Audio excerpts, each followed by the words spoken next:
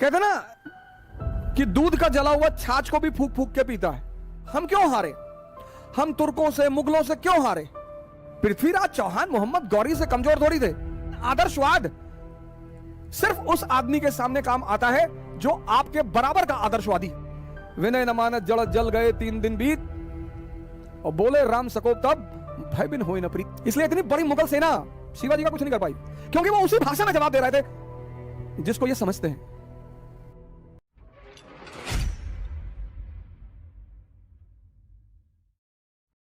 एक बात याद रखने वाली है कि इस दुश्मन ने हम पर छुपकर हमला किया।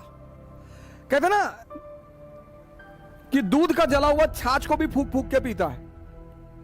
पहली वेव आई, हमने उसे हैंडल किया, हमने अपने आप को संभाला, हमने अपने आप को बचाया।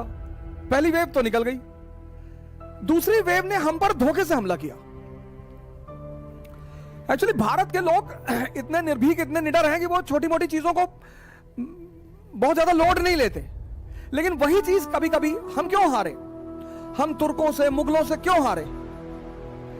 क्योंकि ये जो सेंट्रल एशिया के लोग हैं, सेंट्रल एशिया, इनकी जो नीति है वो यही है, छुपकर हमला करने की। पृथ्वीराज चौहान मोहम्मद गौरी से कमजोर थोड़ी थे। राणा प्रताप बाबर से, राणा सांगा बाबर से कमजोर थोड़ी थे। लेकिन सेंट्रल एशिया, फिर मैं कह रहा हूं सेंट्रल एशिया, मध्य एशिया की जो नीतियां हैं, मध्य एशिया का जो समाज है, वहां यही प्रचलन है। शकुनी भी तो अफगानिस्तान के हैं। इस देश की जो रीति है, इस देश की जो रीति है, राजपूती रीति, भारत की जो रीति है, किसी का हथियार गिर गई, हमने उस पर हथियार नहीं चलाया। यह इस देश की महानता है, यह इस देश की महानता है। लेकिन आदर्शवाद सिर्फ उस आदमी के सामने काम आता है जो आपके बराबर का आदर्शवादी है। आदर्शवाद दुर्योधन के सामने नहीं लगाया जा सकता। आदर्शवाद दुर्योधन जैसे लोगों के सामने नहीं लगाया जा सकता। आपका झगड़ा है भीम से, आपका झगड़ा है युधिष्ठिर से, आप उनसे लड़िए। आपके घर की स्त्री, आपके घर की स्त्री, आपके घर की, और आप उसकी साड़ी उतार रहे हैं। सिर्फ यही एक मुद्दा काफी है दुर्योधन और उसके साथ खड़े हुए लोगों को किसी भी तरह से मारे जाने को सपोर्ट करना। बस यही एक आधार काफी है। तुम इतने बदतमीज हो।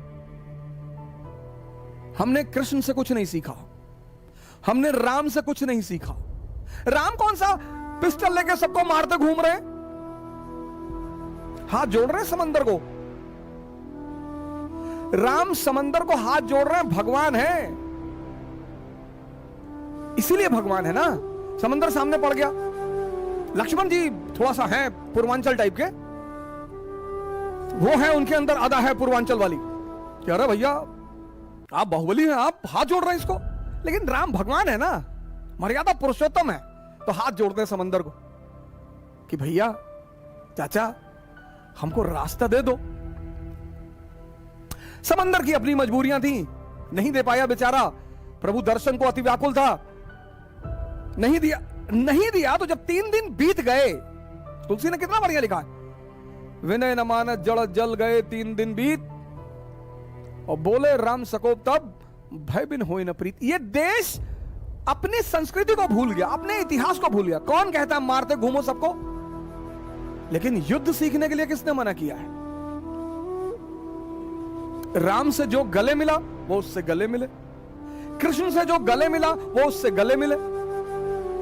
लेकिन जिसने बदतमीजी की,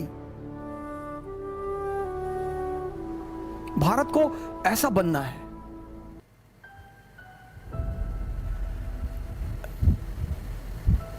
एक आदमी पूरे मध्यकाल के इतिहास में एक आदमी है जो इनकी मध्य एशियाई नीति को समझता है, और वो है शिवाजी।